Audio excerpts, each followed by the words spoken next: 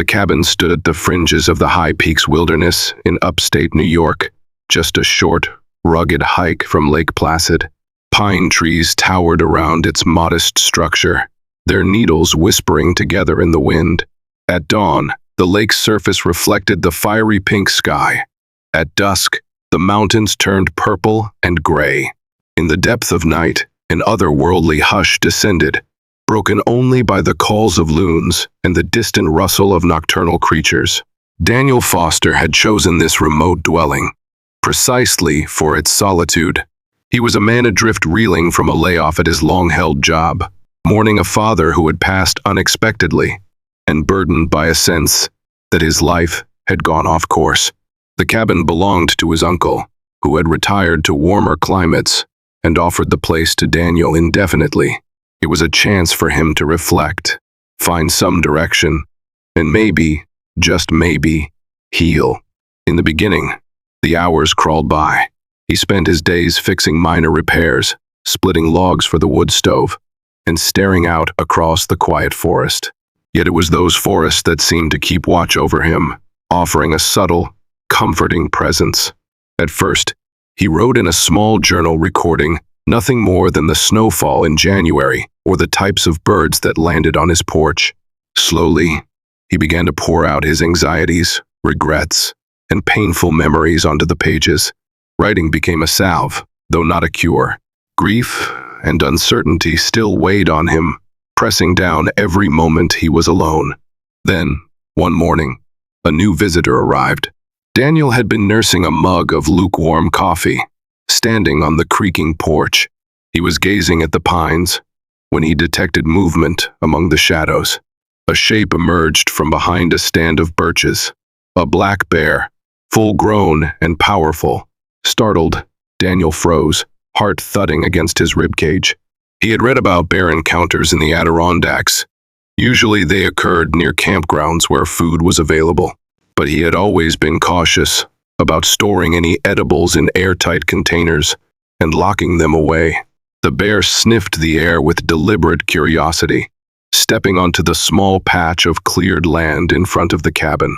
The tips of its black fur glistened in a shaft of early sunlight, and as it advanced, Daniel saw that it was surprisingly large, likely a male, easily a few hundred pounds.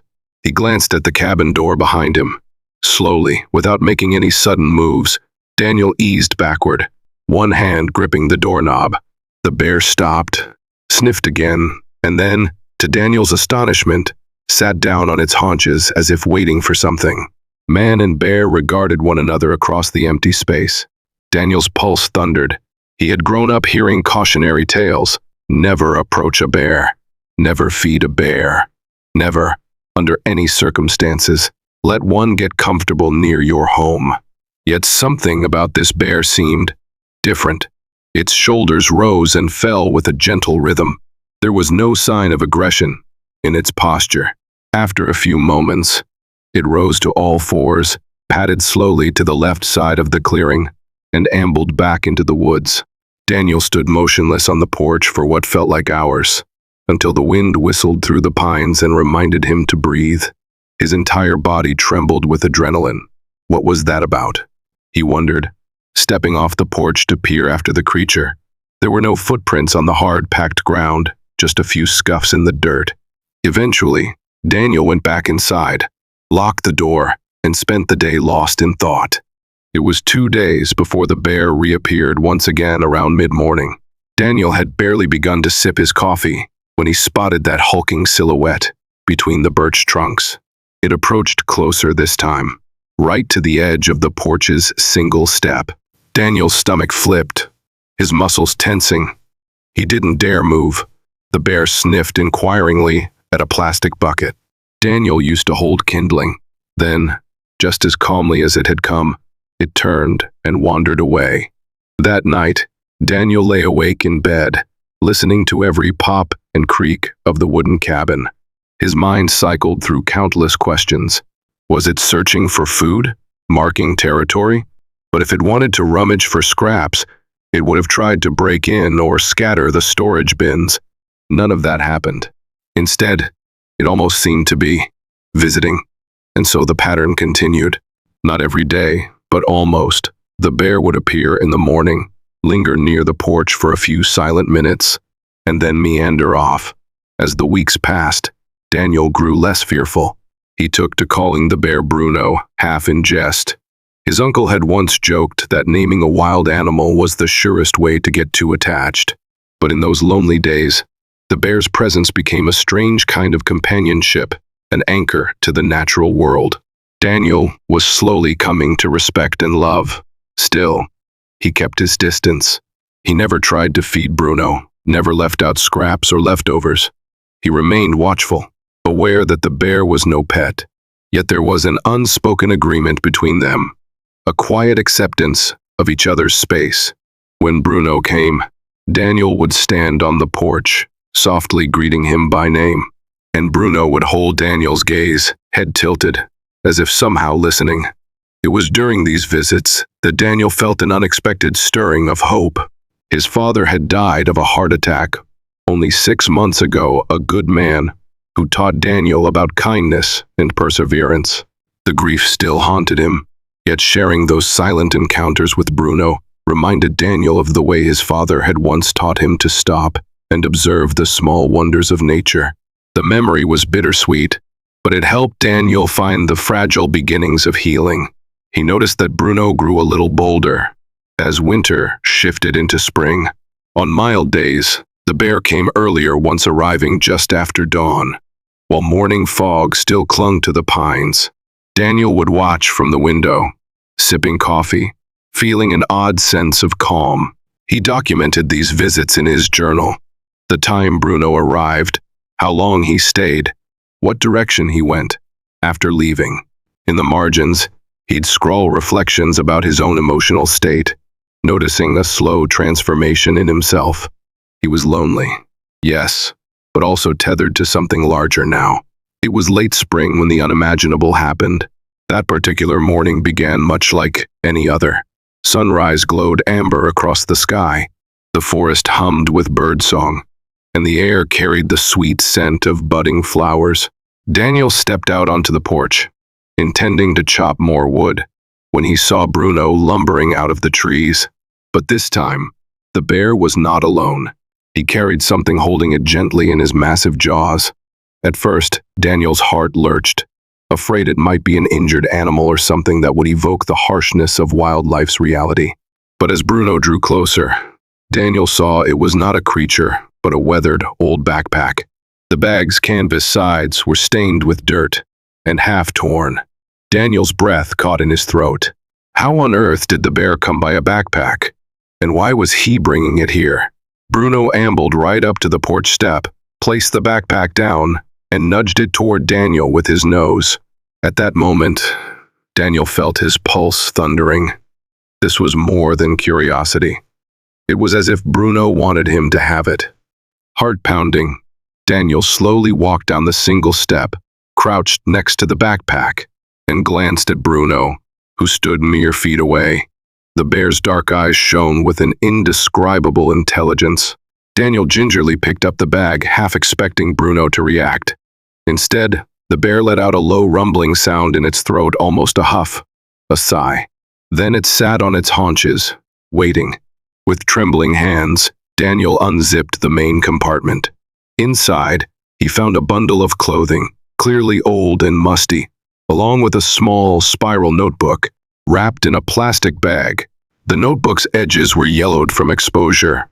He peeled away the plastic, noticing the name Michael Adams scrawled on the top cover.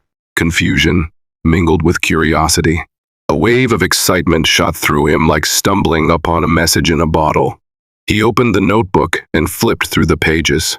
The handwriting was cramped but legible, detailing daily notes, miles hiked, weather observations, references to the Adirondack high peaks. The last entry was dated 5 years ago. No further notes. Daniel's breath caught. Could this man have been lost? He looked up at Bruno, who watched him with a patient, almost gentle expression. Turning the pages, Daniel discovered more personal entries. Michael wrote about struggles at home, about heartbreak, about wanting to start fresh in the wild. The final lines were heartbreakingly abrupt.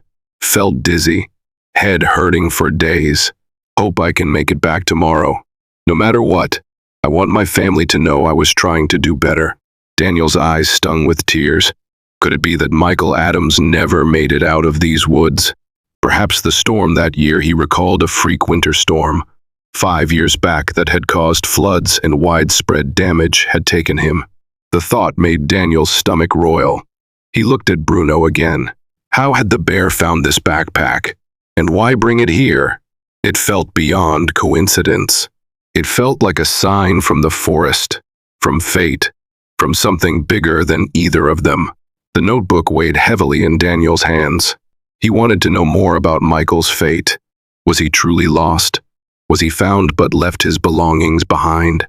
Bruno stood, gazing at Daniel in that uncanny, expectant way, then turned and ambled off into the trees. Daniel, caught between astonishment and sorrow, watched until the bear vanished among the trunks.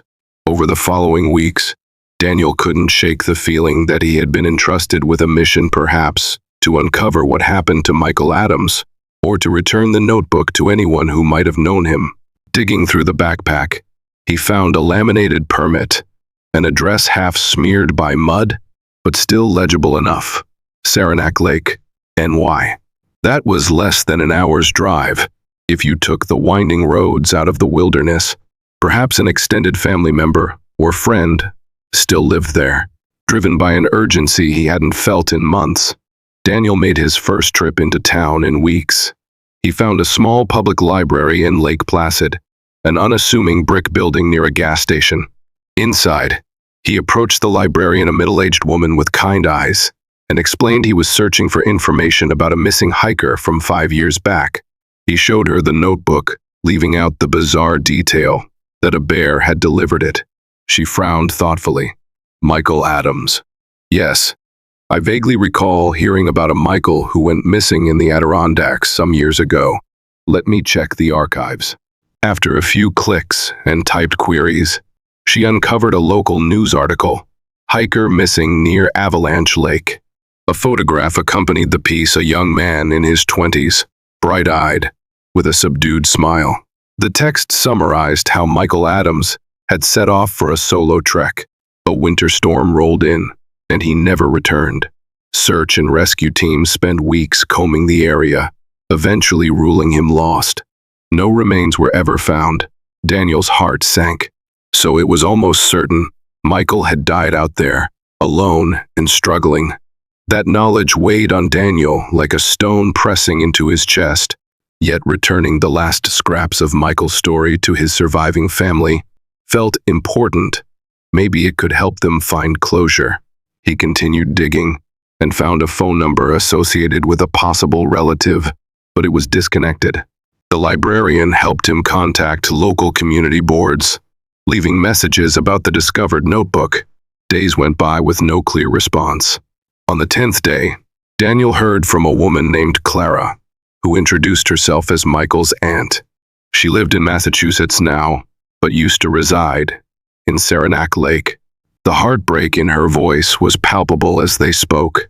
My nephew disappeared years ago, she said tremulously. My sister, his mother, passed away a year after he vanished, never knowing what happened to him. Clara paused, gathering herself. What did you find? Daniel explained, with careful sensitivity, that he had Michael's backpack and journal from the High Peaks area. He didn't go into the specifics of the bear's role. He worried it might sound too fantastical. He promised to mail everything to her. Clara was overwhelmed. Daniel could hear her holding back tears. Thank you, she whispered. Thank you for bringing me a piece of him. When he hung up, Daniel felt both sorrowful and oddly at peace. For the first time in a long while, he sensed a purpose behind his presence in this remote cabin. He, too, had been lost in his own way, grappling with heartbreak and grief for his father. Helping another family find even a scrap of resolution brought a measure of comfort, but he never forgot who had actually delivered that backpack. Each morning, he watched the woods for a glimpse of black fur. And indeed, Bruno still showed up, though less frequently than before. Sometimes it was every other day, sometimes it was once a week. But Daniel always greeted him with a quiet sense of awe, grateful for the strange bond that had formed between them. On one especially clear June morning, the sun cast emerald light through the canopy, and the breeze carried the scent of young ferns. Daniel was on the porch, sipping coffee, thinking about calling his mother. She worried about him constantly, especially after his father's death. That was when Bruno emerged again, this time from the northern edge of the clearing. The bear paced around the cabin's perimeter, sniffing at the boards and occasionally pausing to look at Daniel. Daniel felt his pulse quicken, a warmth blooming in his chest. "Hey there, Bruno," he called softly. Perhaps it was his imagination, but the bear's ears seemed to twitch at the sound of his voice. Over the weeks, Daniel had noticed that Bruno's visits brought him an inexplicable comfort, and not just because of the novelty. The bear's steady presence was like a grounding force, reminding Daniel of nature's immense capacity for both power and peace. Within the forest cycles of survival and renewal, tragedies happened, but so did gestures of profound connection, like you bringing me that backpack, Daniel thought, gazing at Bruno's massive shape. After circling the yard once, Bruno came to a stop a few yards from the porch. He sat on his haunches, staring up at Daniel. It was the closest the two had ever been, and for the first time, Daniel felt no trace of fear. Instead, a surge of gratitude filled him. "Thank you," he wanted to say. "Thank you for helping me find some meaning in the wilderness." He had no idea if Bruno could sense the emotion behind his eyes or in the gentle tone of his voice, but for a moment, it felt like a quiet understanding passed between them. The bear blinked, rose, and meandered back into the forest. When Daniel returned inside, he found himself smiling softly, an almost alien feeling after months of sorrow. That afternoon, Daniel gathered Michael's journal, carefully packed it with the battered backpack, and drove to the local post office in Lake Placid.